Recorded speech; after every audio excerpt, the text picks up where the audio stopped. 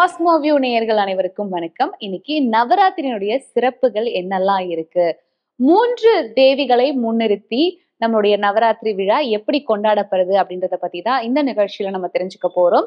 வணக்கம். ஓம் சாந்தி. வணக்கம். எப்படி இருக்கீங்க? நல்லா இருக்கேன் சிஸ்டர். ஓகே. இப்போ நவராத்திரி சீசன் ஆயிடுச்சு. ஸோ நவராத்திரி பத்தி நிறைய விஷயங்கள் நாங்க கேள்விப்பட்டிருக்கோம். இருந்தாலும் நவராத்திரி பிறந்த கதை அப்படிங்கிறது இருக்கு இல்லையா, ஹிஸ்டரி ஆஃப் நவராத்திரி. ஸோ அதை பத்தி கொஞ்சம் சொல்லுங்க. நாம ஆண்டு முழுக்க பல பண்டிகைகளை கொண்டாடுறோம். ஒவ்வொரு தேவதைக்கு ஒவ்வொரு பண்டிகையை நாம கொண்டாடிக்கிட்டே வரோம். ரீசெண்டா நம்ம விநாயகர் சதுர்த்தி பண்ணினோம், விநாயகருக்காக. ஸ்ரீ கிருஷ்ண ஜெயந்தி பண்ணினோம், ஸ்ரீ கிருஷ்ணருக்காக. ஆனா நவராத்திரிங்கிறது பார்த்தா 9 நாட்கள் கோலாகலமா பாரதம் முழுக்க கொண்டாடப்படுகிற ஒரு பண்டிகையாக இருக்கு. இதனுடைய ஒரு தாத்பரியத்தை பார்த்தோம்னு சொன்னா, சக்தி வழிபாடு அல்லது அம்மன் வழிபாடு, அன்னையை போற்றக்கூடிய, அந்த தாய் என்ற சக்தியை போற்றக்கூடிய ஒரு பண்டிகையாக இந்த நவராத்திரியை கொண்டாடுறோம். கதைகள்ல பார்க்கும் பொழுது, அந்த காலத்துல வரமுனி அப்படின்னு ஒரு முனிவர் இருந்தாராம். அவர் தவம் பண்ணிக்கிட்டு இருக்கும் பொழுது ஒரு முறை அகத்திய முனிவர் அவரை பார்க்கறதுக்கு வந்தார். அகத்திய முனிவர் உருவத்துல சின்னவரா இருப்பாரு, ஆனா ரொம்ப சக்தி வாய்ந்த முனிவராக அகத்திய முனிவர் இருந்தார். இவர் அவரை மதிக்காம அவமானப்படுத்தி அலட்சியப்படுத்திட்டார். அப்ப அகத்திய முனிவர் கோபப்பட்டு அவருக்கு சாபம் கொடுத்துட்டு, உனக்கு எருமை தலையும் மனித உடலும் கொண்டவனா நீ ஆகிடுவ, கடைசியில இறைவி மூலமாக உனக்கு அழிவு ஏற்படும், அதாவது சக்தி மூலமாக உனக்கு அழிவு ஏற்படும்ன்றப்பல சாபம் கொடுத்துருவார். உடனே இவருக்கு எருமை தலையும் மனித உடலும் கிடைக்கிறாது. அதுக்கு மகிஷன்னு பேரு. அப்ப அந்த அரக்கன் எல்லா முனிவர்களையும் அதுக்கப்புறம் கொடுமைப்படுத்த ஆரம்பிச்சிருவோம். முனிவர்களையும் நல்லவர்களையும் எல்லாரையும் கொடுமைப்படுத்த ஆரம்பிச்சிடும். அந்த அரக்கனுடைய ஒரு ஆர்ப்பாட்டம் தாங்காம எல்லாரும் யாகம் பண்ணுவாங்க. யாகம் பண்ணதுல இருந்து பராசக்தி அம்மன், அந்த அம்மன் தோன்றி இந்த அரக்கனை அழிக்கிறதுக்காக வருவாங்க. அப்ப அந்த அம்மன் இந்த எருமை தலையோட மனித உடல் கொண்ட இந்த வித்தியாசமான இந்த அரக்கனை அழிக்கிறதனுடைய ஒரு மகிஷாசுர மர்தனம் செய்யறது தான் இந்த நவராத்திரியினுடைய சிறப்பு.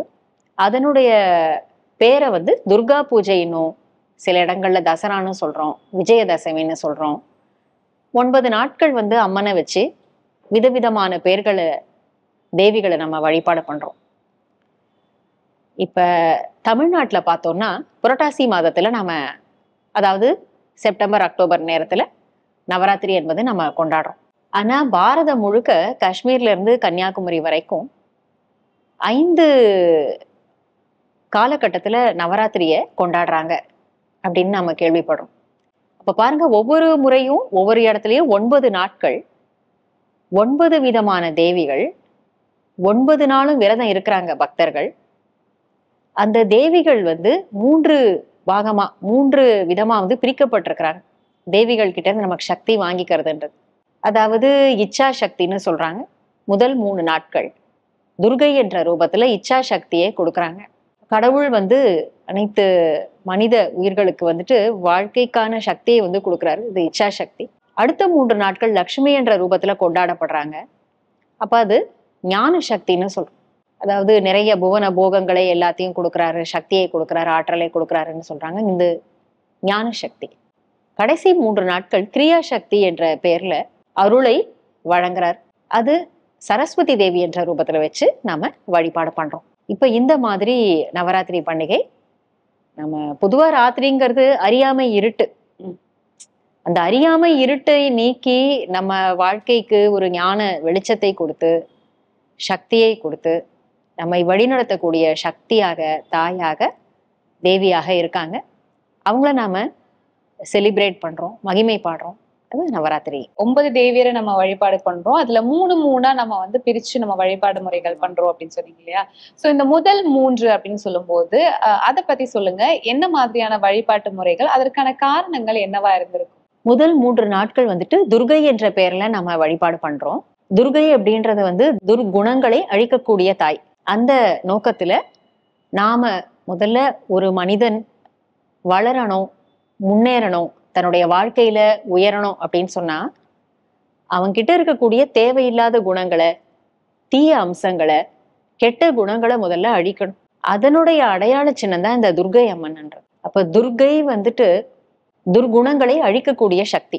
அது நம்முடைய உண்மையான குணமே கிடையாது. ஒவ்வொரு மனித ஆத்மாவுக்குள்ள பார்த்தா 7 குணம் இருக்கு.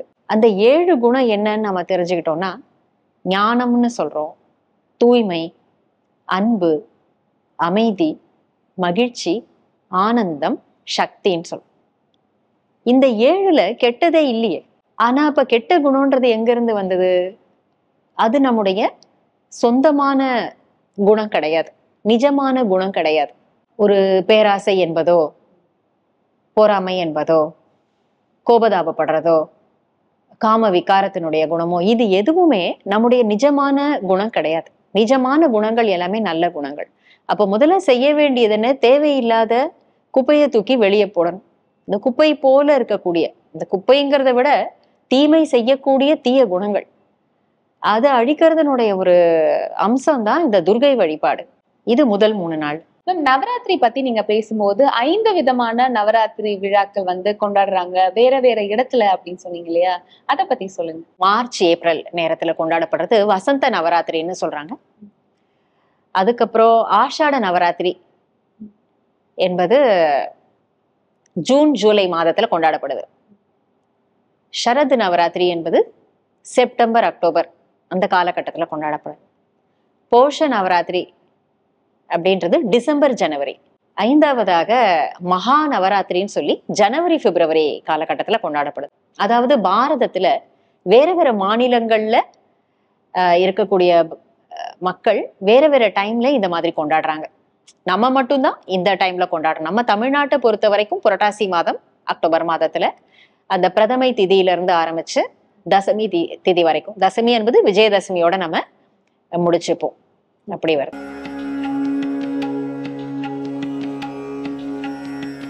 வணக்கம் மேம். சாந்தி, வணக்கம். துர்கை அப்படின்னு சொன்ன உடனே நம்மளுடைய ஞாபகத்துக்கு வர்றது அவங்களுடைய உருவ அமைப்பு அப்படிங்கிறது தான். அவங்க கையில நிறைய ஆயுதங்கள்லாம் ஏந்தி இருப்பாங்க. இதற்கான காரணங்கள் என்ன? ஸோ துர்கை அப்படின்னாலே நம்ம கண் முன்னாடி வர்றது ரொம்ப அழகான ஒரு சித்திரம். ஆயுதங்கள்லாம் இருக்கு.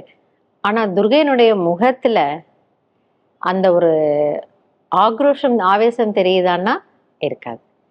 பிளசண்டா இருக்கும் பார்க்கறதுக்கு. அதுல ஒரு தெய்வீகம், அழகு இருக்கும்.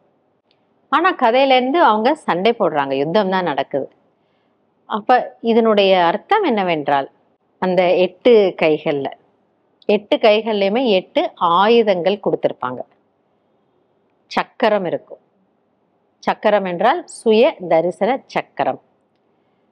ஸோ சுய தரிசனம் அப்படின்னா என்னை நான் யார் என்று பார்ப்பது. தர்ஷன், தரிசனம்னா பார்ப்பது. சுயம் அப்படின்னா என்னை நான் பார்க்கறது.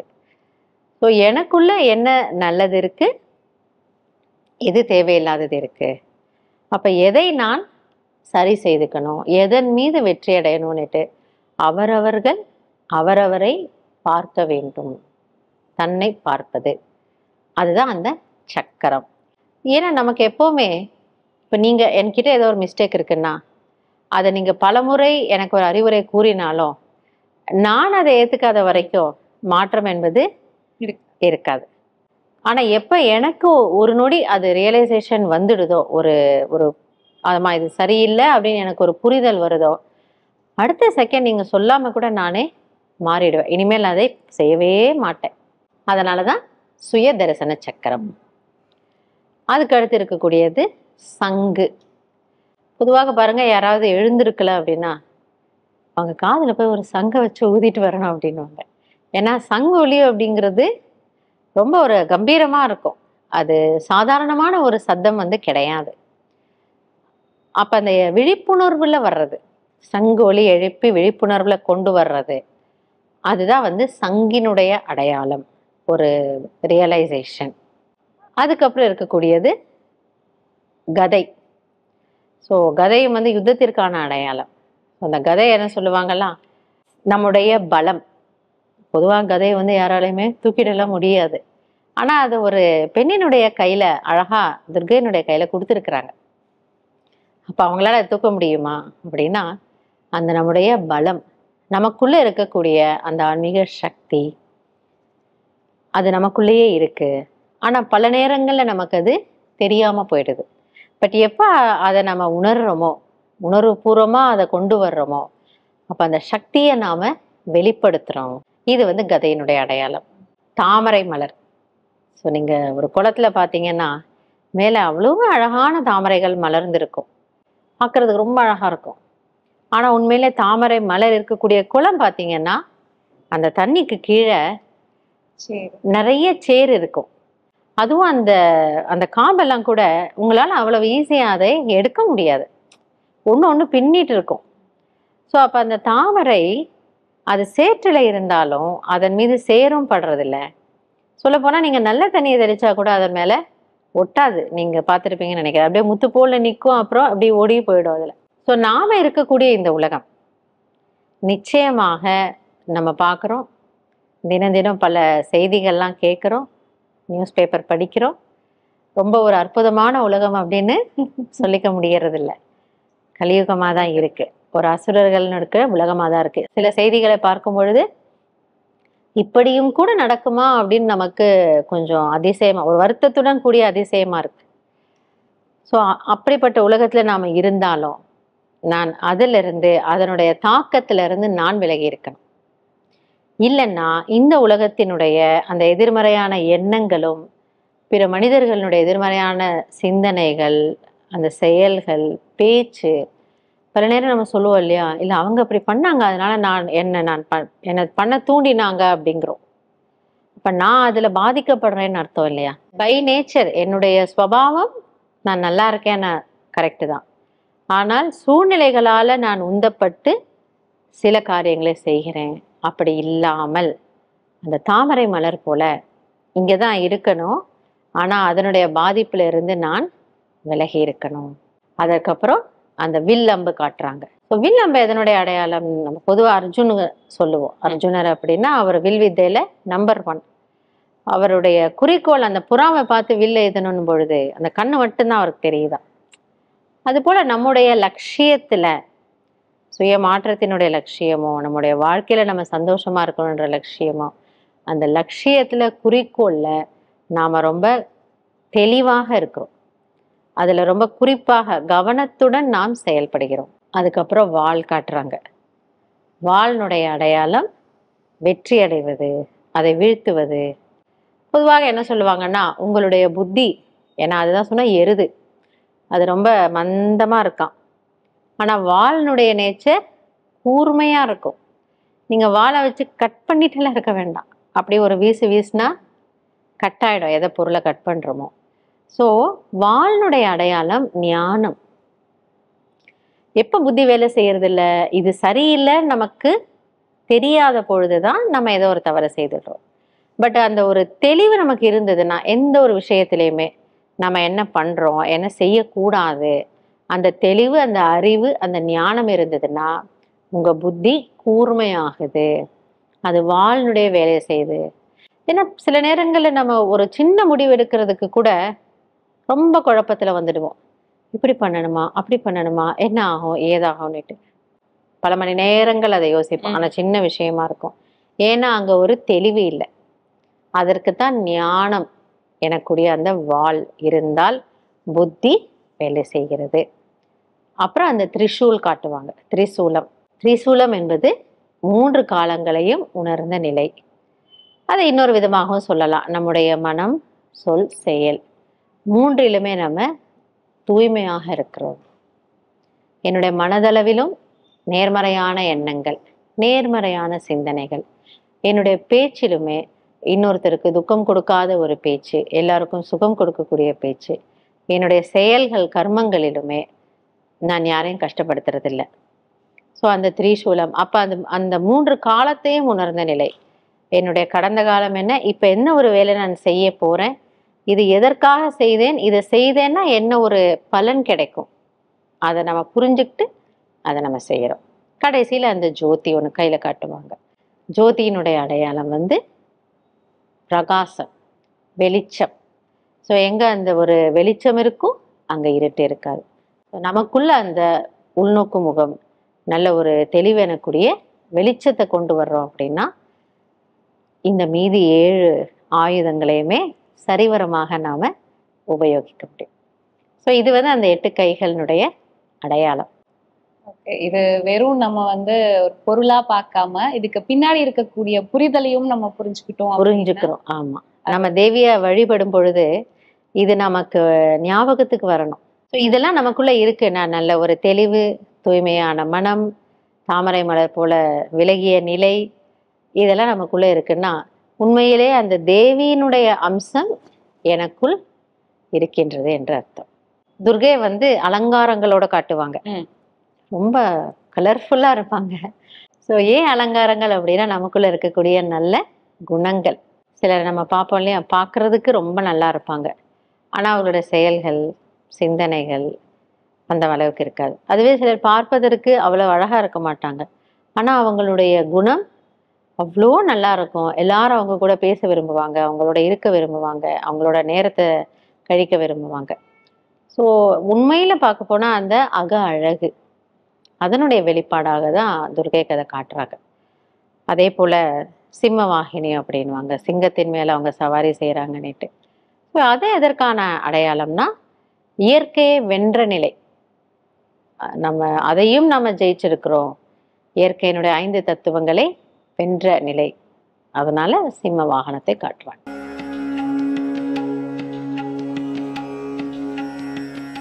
நவராத்திரி பத்தின நிறைய விஷயங்கள் பேசிட்டு இருக்கோம். அதுல முதல் 3 நாள் துர்க்கைக்கானது அப்படின்னு நம்ம பேசணும். சோ அடுத்த 3 நாள் வந்து எந்த தெய்வத்தை நம்ம வழிபடணும்? நவராத்திரியினுடைய அடுத்த 3 நாட்கள், அதாவது 4வது, 5வது, 6வது நாட்கள் வந்து மகாலட்சுமிக்கு உரிய பூஜையை நாம வந்துட்டு செய்யறோம். முதல் 3 நாட்கள் வந்து துர்கை அப்படிங்கிறது நம்முடைய கெட்ட குணங்களை, தேவையில்லாததை அழிக்கிறதுனுடைய அம்சம். அடுத்த 3 நாட்களான லக்ஷ்மி அப்படின்றது நமக்குள்ளேயே இருக்கக்கூடிய நற்குணங்களை வெளிப்படுத்துறது. நமக்குள்ள இருக்கக்கூடிய உயர்ந்த குணங்களை, நல்ல விஷயத்தை வெளிக்கொண்டு வர்றதுனுடைய அடையாள சின்னம் தான் லக்ஷ்மி அப்படின்றது. லக்ஷ்மி அப்படின்ற வார்த்தையை நம்ம பார்த்தோம்னா லக்ஷ், லக்ஷா இந்த 2 வார்த்தைகளும் அதில் அடங்கியிருக்கு. ஒன்று லக்ஷ்னா லட்சியம், மனித வாழ்க்கையினுடைய குறிக்கோள், நோக்கம் என்னன்னா ஒரு முழுமையான உன்னதமான நிலை அடையிறது தான், உயர்வான நிலை அடையிறது தான். அதனுடைய ஒரு சிம்பல் அல்லது அடையாள சின்னம் வந்து லக்ஷ்மி, நல்ல நிறைஞ்ச நிலை. லக்ஷ்மின்னா குறிப்பிட்ட, அதாவது காசு பணம் மட்டும் கேட்கறது அப்படி கிடையாது. லக்ஷ்மிங்கிறவங்க இருக்கிற இடத்துல எல்லாமே நிரம்பி இருக்கும், அதுதான் விளக்கம். இன்னொன்று லக்ஷ்மி, அந்த லக்ஷன்ற வார்த்தை, லக்ஷா அப்படின்ற வார்த்தை பார்த்தீங்கன்னா லட்சம். லட்சம்னா என்னது? 100 1000 இல்லைங்களா? 100 1000 லட்சம் வச்சிருக்கிறவங்கள லட்சாதிபதி அப்படின்னு நம்ம சொல்றோம். இன்னொன்னு லக்ஷ்மிக்கு அதிபதி, லக்ஷ்மி பதி ஆக இருக்கிறவர் யாருன்னா இந்த காக்கும் தேவதையாக வணங்கப்படுகின்ற மகாவிஷ்ணு. அதாவது ஆக்கல், காத்தல், அழித்தல் 3 சொல்லும் பொழுது நடுவுல வரக்கூடிய இந்த காத்தல், அதாவது மக்களை காப்பாற்றுவது, தேசத்தை காப்பாற்றுவது, ஜனங்களை காப்பாற்றுவது, அல்லது நல்ல ஒரு ராஜ்யத்தை மெயின்டைன் பண்றது, பராமரிக்கிறது, காப்பாற்றுவது, இந்த விஷயத்துக்கு உகந்த தேவதையாக மகாவிஷ்ணுவை வந்து நாம பூஜை செய்யறோம். இந்த மகாவிஷ்ணுனுடைய ஒரு சக்தி ரூபம் வந்துட்டு மகாலட்சுமி அப்படி கொண்டாடப்படுறாங்க. அதனால லக்ஷ்மினாலே எல்லாமே நிரம்பின ஒரு நிலை, நல்ல லட்சியத்தை நோக்கி நம்மை அழைத்து செல்லக்கூடிய தேவதை. நிச்சயமா. இப்ப லக்ஷ்மி அப்படின்னு சொன்னோடனே நமக்கு முதல்ல ஞாபகத்துக்கு வர்றது எப்படி அப்படின்னா தாமரை மலர்ல அமர்ந்திருப்பாங்க. இதுதான் வந்து நம்ம போட்டோஸ்ல இந்த மாதிரியான விஷயங்களை வந்து லக்ஷ்மியை பார்க்கிறோம். இதற்கான காரணம் என்ன? லக்ஷ்மிக்கும் தாமரைக்கும் உள்ள தொடர்பு அப்படின்றது என்ன? பொதுவாகவே தேவதைகள் எல்லாரையுமே தாமரை பூவுல காட்டுறாங்க. இருந்தாலும் லக்ஷ்மியை காட்டும்போது கண்டிப்பா ஒண்ணு கையில தாமரை காட்டியிருப்பாங்க, அல்லது லக்ஷ்மி தேவி தாமரை போல உட்கார்ந்துட்டு இருக்கிற மாதிரியோ அல்லது நின்றுட்டு இருக்கிற மாதிரியோ காட்டியிருப்பாங்க. அந்த தாமரை பார்த்தீங்கன்னா 100 இதழ்கள் கொண்ட தாமரைன்னு சாஸ்திரங்கள் எல்லாம் சொல்றாங்க. 100 இதழ், 100 அப்படின்னா ஒரு முழுமையான நம்பர் இல்லையா? ஒரு 100% நம்ம சொல்றோம்.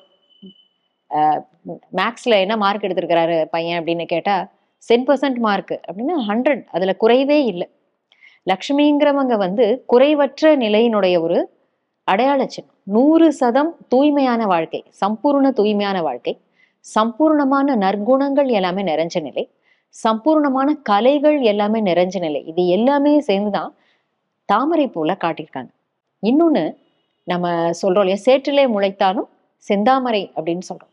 சேற்றுல முளைக்குது, அது பார்த்தா நம்ம வீட்டுலயோ தோட்டத்திலேயோ நம்ம வைக்கிறது இல்லை, சேற்றுக்குள்ளதான் வந்து முளைக்குது. சேற்றுல போய் எடுத்துட்டு வர்றது கூட கொஞ்சம் கஷ்டம்தான், வழுக்கும், சாதாரணமா எடுக்க முடியாது. ஆனா அதை நேரா சந்நிதியில கொண்டு போய் நம்ம சுவாமிக்கு அதை அர்ப்பணம் செய்யறோம். தாமரை அசுத்தமான இந்த உலகத்தினுடைய பல விஷயங்கள் இருக்கிறது. ஏன்னா இப்ப நம்ம இருக்கக்கூடிய கலியுக உலகம் சுத்தமான நிலையில இல்லை, நமக்கே தெரியும். அந்த அசுத்தமான விஷயத்தினுடைய நடுவுல இருந்துகிட்டாலும் அது நம்மை ஒட்டாத நம்முடைய நற்குணங்கள் நம்மை பாதுகாக்கிறது. இதுதான் தாமரை பூ விவேகத்தினுடைய அடையாளம், உயர்ந்த ஞானத்தினுடைய அடையாளம், விலகி இருக்கக்கூடிய தன்மையினுடைய அடையாளம், தெய்வீகத்தினுடைய அடையாளம் எல்லாமே தாமரைப்பூ. அதனால லக்ஷ்மி இருக்கிறாங்கன்னா அவங்க கையில கண்டிப்பா தாமரைப்பூ இருக்கும், அல்லது உட்கார்ந்து இருக்கிறதும் தாமரை ஆசனத்துலதான் அவங்க உட்கார்ந்து இருக்கிறதா காட்டியிருக்கு. தாமரை மலர் மட்டும் இல்லாம அவங்க கைகள்ல இன்னும் நிறைய பொருட்கள் ஏந்தி இருக்கிற மாதிரியான படங்களை நம்ம நல்லா பார்க்க முடியுது. இதற்கு பின்னாடி இருக்கக்கூடிய விஷயங்கள் என்ன, அது எதை உணர்த்துது நமக்கு? அதாவது நிறைய சின்னங்கள் அப்படின்னு சொல்றதை விடவும் 4 கைகளோட எப்பவுமே லக்ஷ்மி மகாலட்சுமி 4 கைகளோட காட்டப்படுறாங்க. ஒவ்வொரு கைக்கும் ஒரு அர்த்தத்தை சொல்றாங்க நமக்கு. ஒன்று, முதல் கை தர்மம். தர்மம் என்பது தூய்மையை குறிக்கக்கூடிய வார்த்தை, தர்மம் நிறைந்த நிலை. இரண்டாவது அர்த்தம் அப்படின்றாங்க. அர்த்தம் அப்படின்னா ப்ராஸ்பெரிட்டி, வளமை நிறைஞ்சு இருக்கிறது. அனைத்து விதமான செல்வ வளம் நிரம்பி இருக்கக்கூடியவங்க லக்ஷ்மி. அந்த செல்வம்னு சொல்லும் பொழுது அதை 8 வகையா பிரிக்கிறாங்க. அதாவது ஸ்ரீ, ஸ்ரீ என்றால் செல்வம் பொதுவா. பூ, பூ என்பது பூமி, நிலபுலன்கள் எல்லாம் கொண்டவங்களா இருக்கிறது. நிலம் நீச்சு வேணும் இல்லையா, அது அதாவது மனிதனுக்கு இதெல்லாம் வாழ்க்கையில இருக்கிறது, தேவை. மூன்றாவது என்ன அப்படின்னா வித்தை. வித்யான்றது கல்வி, கல்வி செல்வம் அல்லது ஞான செல்வம், அறிவு செல்வம் கண்டிப்பா வேணும். அது இல்லைன்னா நமக்கு கிடைச்சிருக்கக்கூடிய பொருள் செல்வத்தை நம்ம சரியான முறையில பாதுகாக்கவும் பயன்படுத்தவும் முடியாது. அப்ப மூணாவது கல்வி என்ற செல்வத்துக்கு சொல்றாங்க. நான்காவது என்னன்னா பிரீத்தி. பிரீத்தினா மனித வாழ்க்கையில இந்த பொருள் சேர்க்கை இதெல்லாம் கிடைக்குது. ஒரு அன்பு இல்லாம வாழ்க்கை இருக்க முடியுமா பாருங்க. பிரீத்தம் அப்படின்றது அன்பு. அப்ப அந்த 4வது விஷயம் அன்பு. அன்புங்கிறது ஒரு செல்வமாக காட்டப்படுது. 5வது விஷயம் பாத்தீங்கன்னா கீர்த்தி. கீர்த்தினா புகழ். அல்ல தோன்றீர் புகழோடு தோன்றுகன்னு சொல்றாங்க இல்லையா, அந்த மாதிரி புகழ் நிறைந்த ஒரு வாழ்க்கை வாழணும் அப்படின்றது. அந்த கீர்த்திங்கிறது ஒரு புகழ்ச்சி என்பது ஒரு செல்வமாக அல்ல, எல்லாரால புகழப்படுகின்ற போற்றப்படுகின்ற ஒரு வாழ்க்கை. 6வது பார்த்தோம்னா சாந்தி, அமைதியான ஒரு நிம்மதியான வாழ்க்கை சொன்னா அந்த மாதிரி அமைதியான ஒரு நிலை. 7வது பார்த்தோம்னா சந்துஷ்டின்னு சொல்றாங்க. சந்துஷ்டி என்பது திருப்தி. ஒருத்தர் சந்துஷ்டமா இருக்கிறாரு அப்படின்னா என்ன அர்த்தம், நல்ல திருப்தியும் மகிழ்ச்சியும் நிறைஞ்ச வாழ்க்கையை வாழறாருன்னு அர்த்தம். 8வது புஷ்டி. புஷ்டி என்றால் பலம் அப்படின்னு அர்த்தம். இந்த 8மே 8 விதமான செல்வங்களாக சொல்லப்படுது. அப்ப லக்ஷ்மியோட 2வது கை அர்த்து, அதாவது வளமையை குறிக்கின்ற கை. அப்ப எல்லா செல்வங்களும் அவங்களுக்கு நிறைஞ்சிருக்கு. 3வது கை என்னன்னா காமா அப்படின்றாங்க. அந்த காமானா பர்ஃபெக்ஷன், ஒரு முழுமையான நிறைவான நிலையை குறிக்கின்றது அந்த காமா என்ற வார்த்தை. 4வது கை பார்த்தோம்னா முக்தி. முக்தி என்பது நம்மை பொறுத்த வரைக்கும் வீடு பேருன்னு சொல்றோம், வீட்டுக்கு திரும்புதல் அப்படின்னு சொல்றோம், அல்லது விடுபட்ட சுதந்திரமான நிலைன்னு சொல்லலாம். இன்னும் கொஞ்சம் சொல்லணும்னா நம்ம ஒரு ஸ்வர்க்கம் போன்ற ஒரு வாழ்க்கையை வாழும் பொழுது லக்ஷ்மி கடாட்சம் நிறைஞ்சிருக்கு, லக்ஷ்மி பார்வை பட்டாலே போதும் அப்படின்னா அந்த லக்ஷ்மியோடைய உலகம் எப்படி இருந்திருக்கும் இல்லையா. லக்ஷ்மி மட்டும் ராஜ்யத்தை ஆட்சி பண்றாங்க, அல்லது லக்ஷ்மி நாராயணன் ஆட்சி பண்றாங்க, அவங்க மட்டும் சந்தோஷமா இருக்காங்க. பிரஜைகளுக்கு ஏதோ ஒரு வகையில ஒரு நோய் நொடி இருக்குது, இல்ல ஏதோ ஒரு பிரச்சனை இருக்கு, அல்ல பிரஜைகளுக்குள்ள ஒரு சண்டையோ மனக்கசப்போ இருக்கு, ஒற்றுமை இல்லாம இருக்காங்க, அப்படியெல்லாம் இருக்கவே இருக்காது. எந்த ஒரு குறைவும் இல்லாத நிலை தனக்கு மட்டுமல்ல, தான் பெற்றிருக்கின்ற எல்லாவித செல்வத்தையும் லக்ஷ்மிங்கிறவங்க மகா தானியாகி கொடுக்கறாங்க, கொடுத்துக்கிட்டே இருக்கிறவங்க. அந்த தன்னுடைய செல்வத்தை கொடுக்கறது தான் அவங்களுடைய பெரிய முக்கியத்துவம். கைகள்ல பார்த்தோன்னா ஒரு கையில இருந்து தங்க காசு கொட்டிக்கிட்டே இருக்க மாதிரி காட்டப்பட்டிருக்கு. அதனாலதான் இன்னொரு கை அபயம் அளிக்கக்கூடிய அல்லது வரம் தரக்கூடிய, பக்தர்களை பாதுகாக்கக்கூடிய கையாகவும் காட்டப்படுறது. அந்த தாமரை பூ சின்னத்தையும் ஒரு கையில வச்சிருக்காங்க. இதெல்லாம் லக்ஷ்மி தேவியினுடைய அடையாளங்கள், அதனுடைய அர்த்தம்.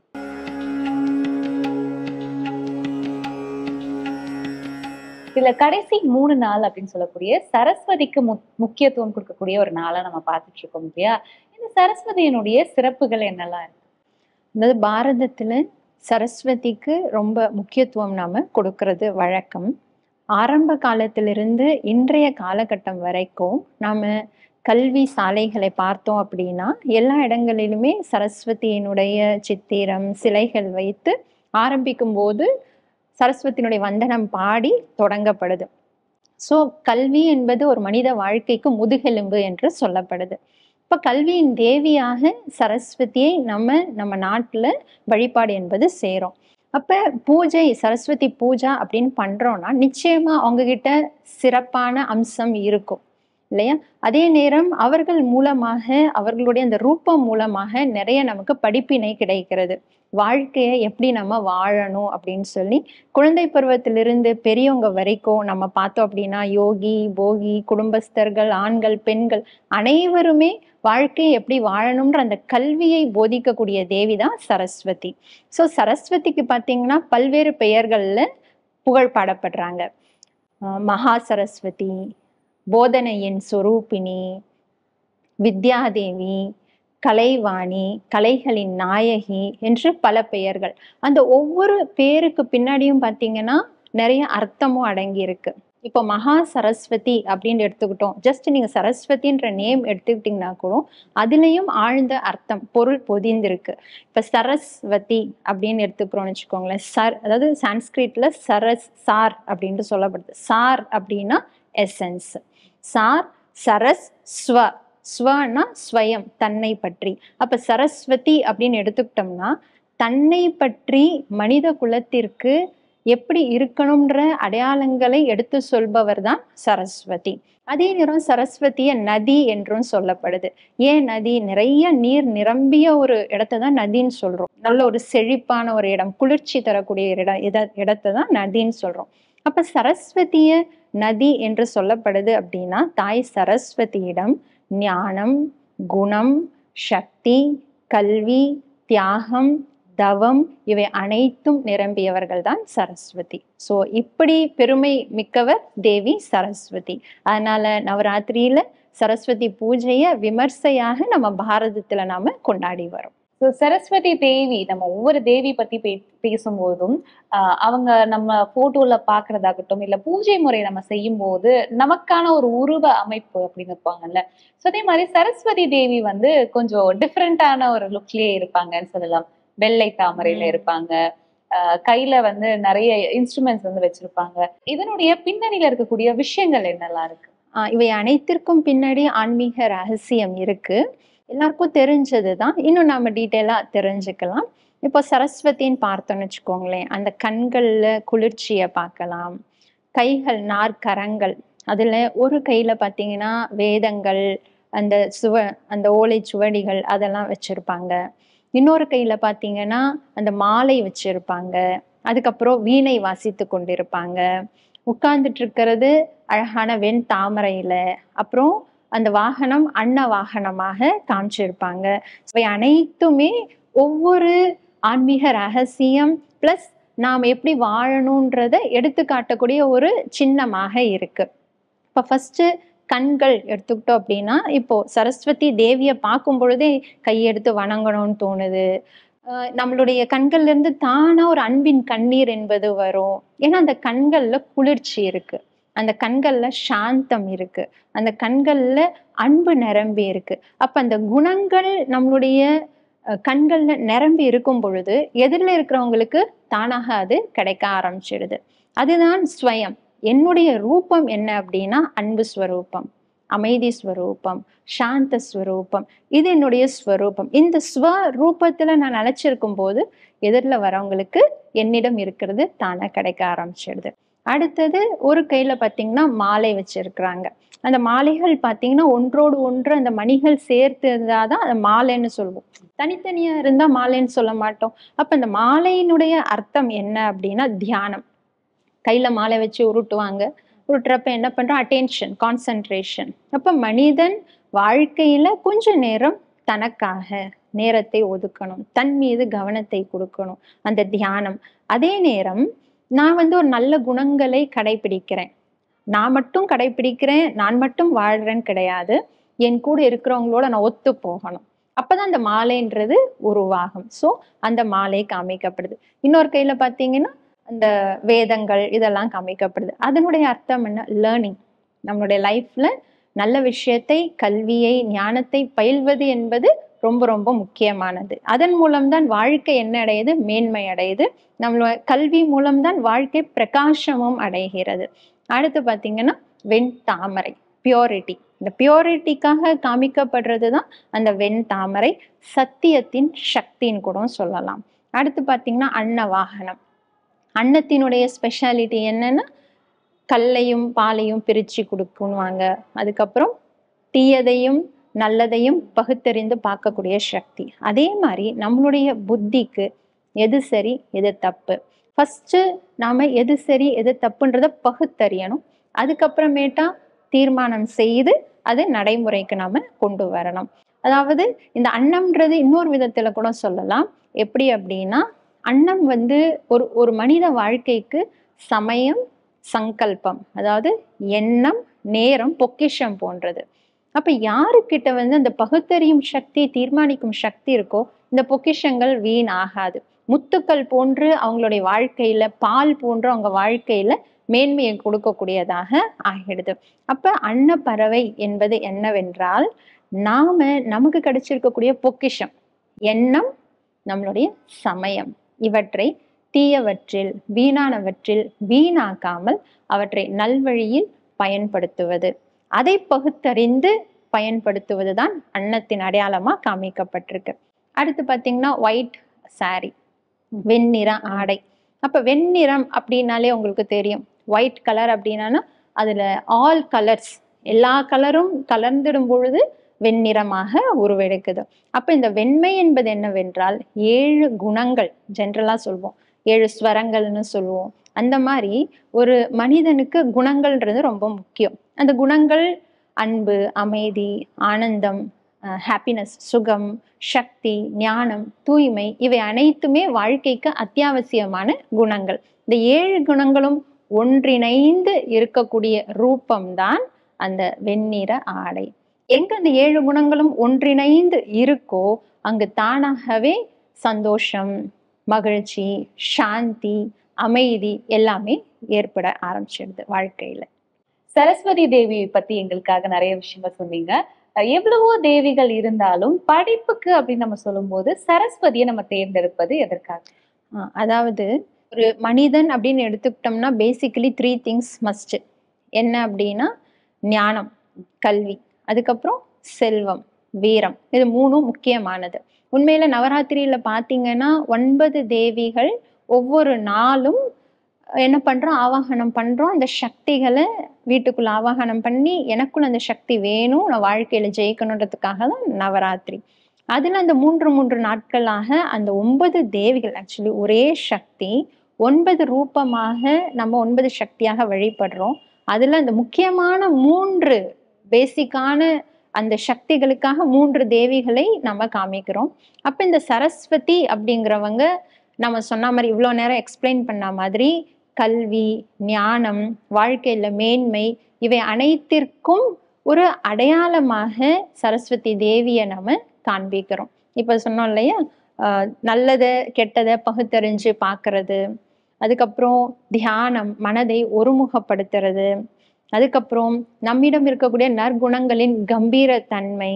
ஸோ இவை அனைத்தையும் நம்ம ஒன்றிணைந்து பார்க்கும் பொழுது தேவி சரஸ்வதி அதற்கு ஏற்ற ஒரு எடுத்துக்காட்டாக வணங்குதற்குரிய தேவியாக இருக்கின்றார். இன்னைக்கு வந்து நவராத்திரி பத்தி எங்களுக்கு தெரியாத நிறைய விஷயங்கள், நம்ம தெய்வங்களை பார்த்தாலும் வணங்கினாலும் இந்த குறிப்பிட்ட நாள்ல நம்ம ரொம்ப இம்பார்ட்டன்ஸ் கொடுப்போம்.